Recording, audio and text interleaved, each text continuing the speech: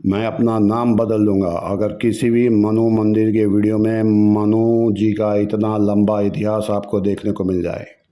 ये Manali bus stand के पीछे का नज़ारा है, जहाँ पीछे बहुत तेज़ नदी बह रही है। कहते हैं सिगरेट पीने वालों को सिगरेट वाले, बीड़ी वालों को बीड़ी वाले, गांजे वालों को गांजे वाले, दारू वालों को दारू वाले ढूंढने नहीं पड़ते, उन्हें मिल ही जाते हैं। तो मनाली के बारे में दो बातें कही जाती हैं। एक, कलयुग में कहा जाता है कि अगर आपका प्रेमी या प्रेमिका रूठ गई हो तो उसे मनाना हो तो मनाली ले आओ।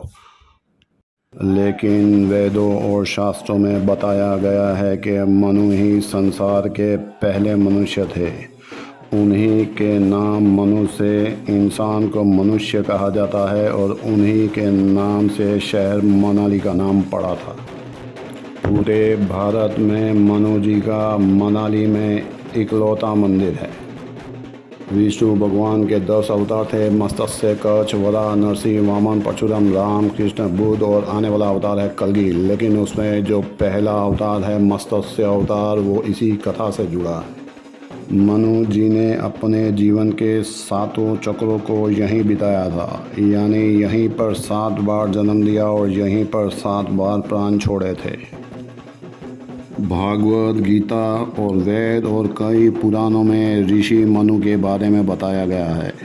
वो भगवान सूर्य के पुत्र थे, इसलिए उन्हें व्यसवान भी कहा जाता है। मनु ही पहले मनुष्य थे, ये तो मैं आपको बता चुका हूँ, लेकिन यही कथा दूसरे धर्मों में भी प्रचलित है। ईसाई और मुस्लिम धर्म के हिसाब से जो पहले इंसान थे उनका नाम था आदम। तो पहले आदम से आने वाली पीढ़ी को आदमी कहा जाने लगा। साइंस के हिसाब से पहले पृथ्वी पर जीवन नहीं था, सिर्फ समुद्र में था।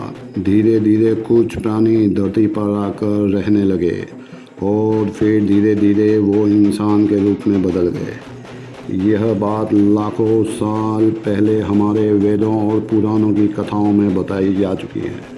ब्रह्मा जी के एक दिन का मतलब 4 युग होते हैं, सतयुग, त्रेता, द्वापर और कलयुग। वो ख़त्म होने के बाद में ब्रह्मा जी की रात आती है, जो इतने ही समय तक चलती है।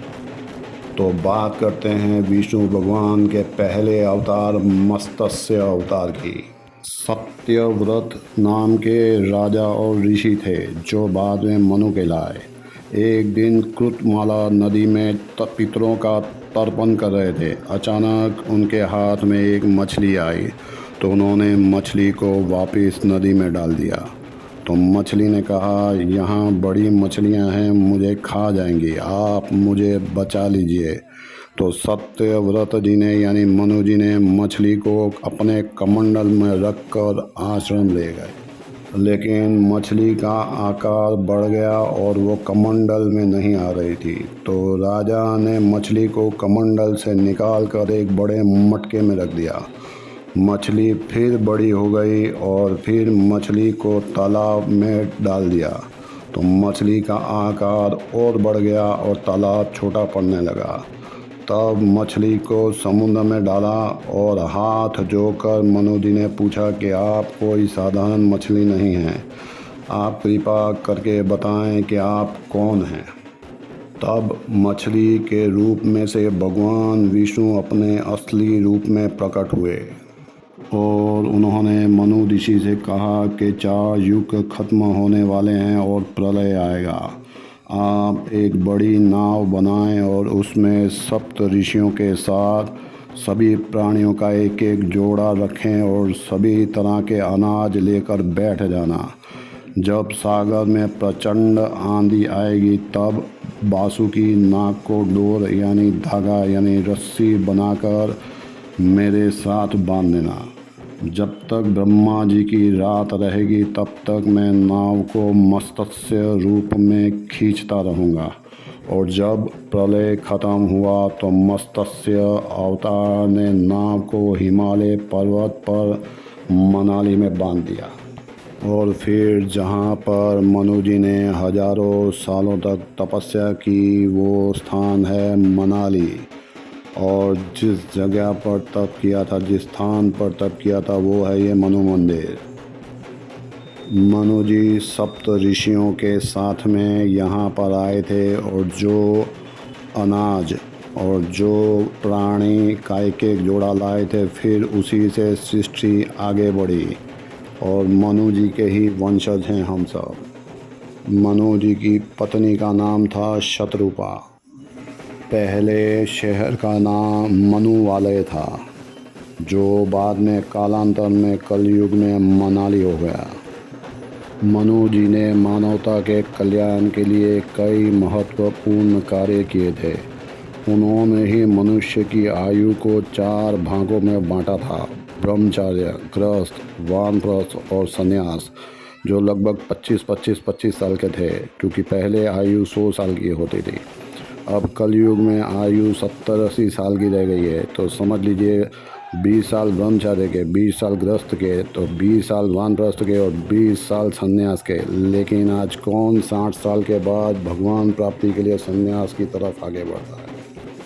अरे कहाँ चले, पिक्चर अभी बाकी है मेरे दोस्त। उसके बाद फिर से कलयुग में ये मंदिर लुप्त हो गया। तो कलयुग में एक महात्मा ने आकर एक घर से दूध मांगा, लेकिन उस समय गाय घर पर नहीं थी। तो लेडीज़ ने कहा कि गाय घर पर नहीं है, सिर्फ बछिया है। तो महात्मा ने कहा कोई बात नहीं, बछिया को धुओ तो दूध आ जाएगा। महात्मा का अपमान ना हो इसलिए बछिए को धुआ तो उसमें से दूध निकल आया और महात्मा ने उस दूध को दही में बदल दिया। चमत्कार देखकर लेडीज़ ने पूछा कि महात्मा कौन है? तो उन्होंने कहा कि मैं ही मनु हूँ, और जहाँ पर आप गाय बांधते हो वहीं पर खुदाई करो तो मूर्तियाँ निकलेंगी। और वहाँ से मूर्तियाँ निकली और आज वहाँ पर मंदिर बनाया गया है। मंदिर का जीर्णोद्धार 1991 में हुआ, पर मूर्तियाँ आज भी वैसी की वैसी ही हैं। मंदिर जाने का रास्ता बहुत ही पतला है, ऊंची पहाड़ियों पर है, गाड़ियाँ फंस जाती हैं। तो हो सके तो 2 व्हीलर रेंट में लेकर जाएं। 250 रुपये में वो कैसे मिलता है कमेंट में पूछेंगे तो मैं आपको बता दूंगा। मंदिर देवदार की लकड़ी से बना है, जो बारिश में और बर्फ़ में ख़राब नहीं होता, क्योंकि मनाली में बहुत बर्फ़ गिरती है। मंदिर व्यास नदी के किनारे मुख्य बाज़ार में बस स्टैंड से 3 किलोमीटर की दूरी पर है। माल रोड से वाया जाना पड़ेगा आपको। अगर आप इस मंदिर नहीं गए हैं तो संभव है कि और भी लोग नहीं गए होंगे, तो धर्म का प्रचार करिए और वीडियो आगे से आगे लोगों तक फॉरवर्ड करिए।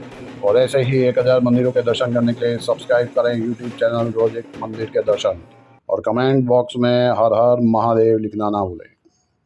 अरे हाँ, सब्सक्राइब के साथ में घंटे का बटन भी दबा देना।